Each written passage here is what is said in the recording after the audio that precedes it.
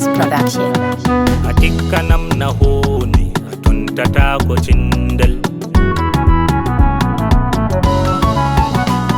A Tikkanaaka hande mi yeccete ko fe'i. A noddiyam e cindel yanerde magel seki. Patake ma e wolde gi'akana mi ɗalɗi. Mi wayratama balɗe without feeling lonely. Ta wurnirama nyalɓe mi ɗanata ko sa'i. Ngam yidde ma e tarɗe nde haɓɓiyam de tengi. E ɓandu am e ɓernde e mare fofiraymi. To am a fecco ɓernde fo palimen ɗigoti. Mi bembiraɗo yidde ba jarɗo balɗe sikɗiri. A goto tan e ɓernde nde hawtanaka fiiji. Nde suklirama yidde e mare guriraymi.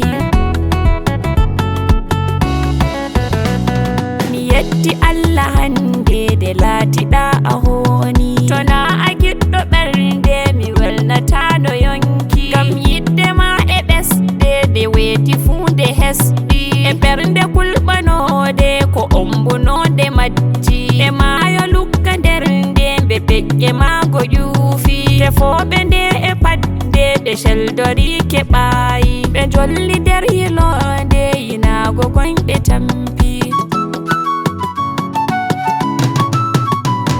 Kitaɗo nder hoyende e maayo gon a wuli. A hefti omti ɓernde nde maɗa tan a jaali. Ɗum maaya yidde welde de minde maɗa beebi. Ko kebbinowo ɓernde diyamji maago jumri. Cuɗaɗi bimbi hande ndakam e maari heewi. Ɗi toɗɗinori ɗemɗe jaren e musta kooli.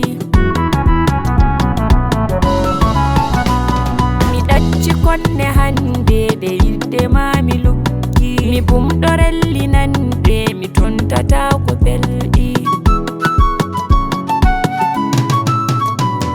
A ɓiɗɗo saare maunde gikku maɗa moƴƴi. A laaɓi ɓandu kolde a andiraka tundi. A cuuso am wowande e balbe ma mi de'i. A gakkiraka hunde ko gimmi fuu a woodi. A waawi gewte belɗe e siido ma mi moosi. A seyniyam e wolde metam ɓeram a itti. Manore ma nde welde nde hoore am a ubbi. Mi wamdo hella juuɗe mi mantorogi maaɗi.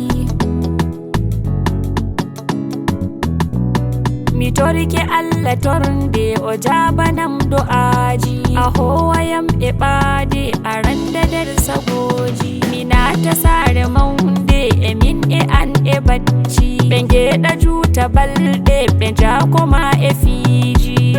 A jaram.